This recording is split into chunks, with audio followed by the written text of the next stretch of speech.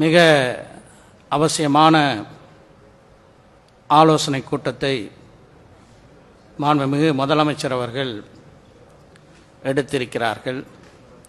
இந்த தொகுதி மறுவரையின் காரணமாக தமிழ்நாடு மட்டுமல்ல, தென் மாநிலங்களும் தங்களுடைய பிரதிநிதித்துவத்தை நாடாளுமன்றத்திலும் சட்டமன்றத்திலும் எவ்வாறு இழக்கும் என்பதற்கான முதல் குரல் நம்முடைய மாண்புமிகு தமிழ்நாடு முதலமைச்சர் அவர்களுடைய குரலாக இருந்தது.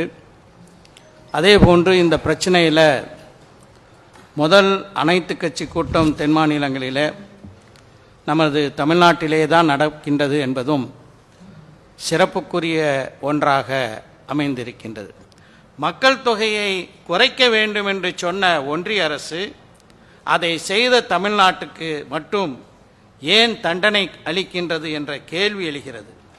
மக்கள் தொகையை கட்டுப்படுத்துகிறோம், திட்டங்கள் மூலம் முன்னேறி இருக்கிறோம், தமிழ்நாடு இந்தியாவில் முதன்மையான மாநிலமாக வந்திருக்கிறது. இதற்காக நமது பிரதிநிதித்துவம் குறைக்கப்பட்டால் நிச்சயமாக அது தண்டனை அல்லாமல் வேறு என்ன?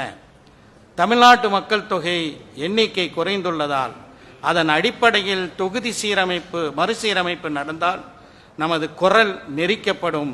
தமிழ்நாட்டு உணர்வுக்கு எதிரான ஒன்றிய அரசாங்கத்தினுடைய போக்கு வன்மையாக கண்டிக்கத்தக்கது. மிக சிறப்பான தீர்மானங்களை நம்முடைய இந்த கூட்டத்தில் முன்மொழியப்பட்டிருக்கிறது.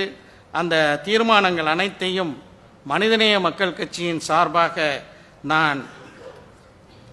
நான் அதை ஆதரிக்கின்றேன்.